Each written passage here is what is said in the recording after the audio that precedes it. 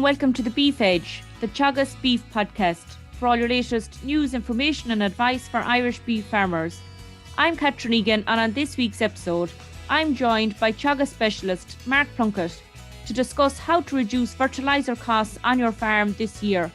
I first asked Mark, what is soil fertility status on drystock farms nationally?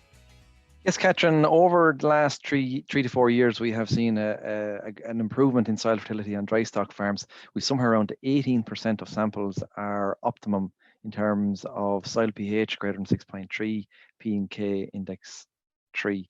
So there is more improvement required. We still have a lot of soils that index 1 and 2 for phosphorus, and again potash slightly better. Again, there's still 43%, so there is still work to be done there on the basics in terms of improving soil fertility on dry stock farms currently, Catherine. A fertiliser is a big cost on farms each year, Mark. What is the main way to reduce this cost? It very much starts with up-to-date soil analysis, looking at the soil fertility levels on your farm and targeting nutrients appropriately then across the farm to maximize the return on investment in P and K, and also then choose suitable fertilizers for the growing season ahead. And with current restrictions, how do farmers get samples taken? Again, best contact your local advisor and they will organise the taking of soil samples for you. And how much do soil samples cost, Mark? A standard soil sample, which gives you soil pH, lime requirement, phosphorus and potassium, costs €25 per sample, Catherine. And once the samples are taken, what's the next plan of action?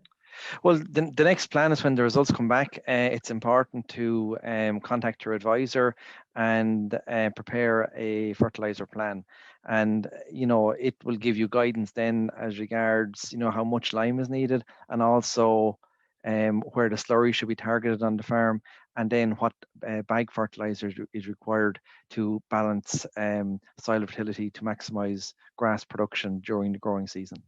Yes, we know that grass yield is limited by the nutrient that's in the shortest supply, and you've mentioned lime, P and K. Why is lime so important? Well, I suppose lime is the starting point, and it's very important that on mineral soils that we maintain a pH of 6.3 to 6.5, and on peat soils a pH of 5.5 to 5.8. Like lime increases the availability of major nutrients like nitrogen, phosphorus, and potassium. Like, for example, by maintaining the pH in the optimum range on mineral soils, we can release up to 50 or 60 units of free nitrogen from the soil organic matter on an annual basis. Also, lime is key to the availability of soil phosphorus. So you can unlock the phosphorus in your soil by optimizing the pH, and more importantly, to maximize the return on investment from bag fertilizer and organic manures, it's very important that we maintain soils in the optimum pH range. So, Catherine, it's really the starting point in terms of growing more grass for a small investment during the year. Getting the pH right is the place to start. And when is the optimum time to apply lime? Well, lime can be applied any day of the year, provided soil conditions are correct and it doesn't interfere with grazing management on the farm. So, for example, when paddocks are grazed out, there's a perfect opportunity there to get in with the lime recommended. Also, when silage or bales are cut, again, a great time to get in with lime. So whenever there's an opportunity there, we should, I suppose, make the best use of that opportunity, as it's the primary nutrient in unlocking and producing more grass on an annual basis. And a key thing would be not to apply lime prior to silage cutting. Absolutely. Our recommendation there is a minimum of 3 months between lime and silage cutting. Slurry is a very valuable resource on farm, Mark. How can farmers best maximise its value to reduce fertiliser costs? Yes, slurry is a valuable source of NP and K. One of the first things is spring application. So in order to maximize the nitrogen recovery, that we put it out when soil and weather conditions are good over the coming months. Also, the time of application. Again, springtime, we maximize the nitrogen recovery, and also application method. The likes of your band spreader or your trailing shoe reduce the surface area of the the slurry, and in that we capture more of the nitrogen, or we retain more of the nitrogen in slurry to grow grass. And I suppose a key thing as well, when we think about slurry, we should really think about the silage ground, Catherine. That's where the slurry would have originated, in the grass that was cut, put into the silage pits and fed to the animals over the winter period. And ideally, to maintain the balance of nutrients across the farm, especially for big nutrients like potash, it's very important that we recycle or return that slurry back onto the silage ground to replenish the nutrients and feed the crop for the coming season. A common question by farmers in the coming weeks with regard, should they be ordering urea, protected urea or CAN, and what they should be using? At the current time, Catherine, the best source of nitrogen to use is an ammonium forming fertiliser, such as protected urea or cattle slurry. Now, there is a very low demand at this time of the year, and we're currently waiting on soil temperatures to warm up, soils to dry out, and to get a good forecast. So once soil conditions are good, again, we're looking at putting out something like half a bag of protected urea per acre, or if we have cattle slurry available, we can put out 2,500 gallons of cattle slurry. That will also supply the same nitrogen that's in the half bag of urea. And at what point of the year do we move to protected urea or CAN? Again, you can use protected urea right throughout the growing season. It's a very safe form of nitrogen in this early part of the season when soils are cold and soils are wet. And again, you can use it right into the summer and into the back end of the year. It's a very, very safe form of nitrogen.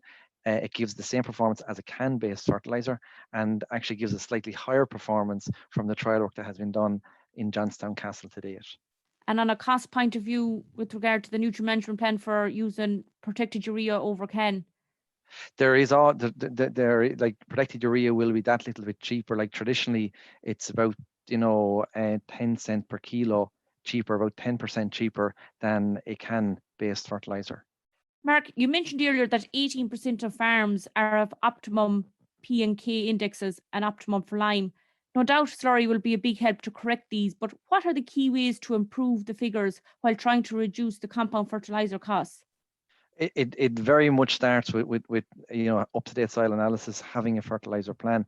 And I think lime is key on especially on dry stock farms, keeping the pH in that optimum zone. As I said, 6.3 to 6.5 on mineral soils. You'll unlock or release nitrogen from the soil organic matter, and you'll also increase the availability of P and K to grow grass as well. Like, for example, you can grow 10 to 15% extra grass on an annual basis by just getting the lime right alone. So for me, the first place to start is to look at the soil test results and put a plan in place to correct pH in 2021. And that's the very first place to start. The second place then is that you'll be looking at a fertilizer, whether it's on the silage ground or on the grazing ground. Like, for example, in the grazing ground, a very suitable fertilizer, and we don't need a lot of it, Catherine, is something like an 18-6-12. It takes someone's stock to 2 livestock units per hectare. You're talking something like, a bag and a half of 18-6-12 to maintain the P and K in that system during the year.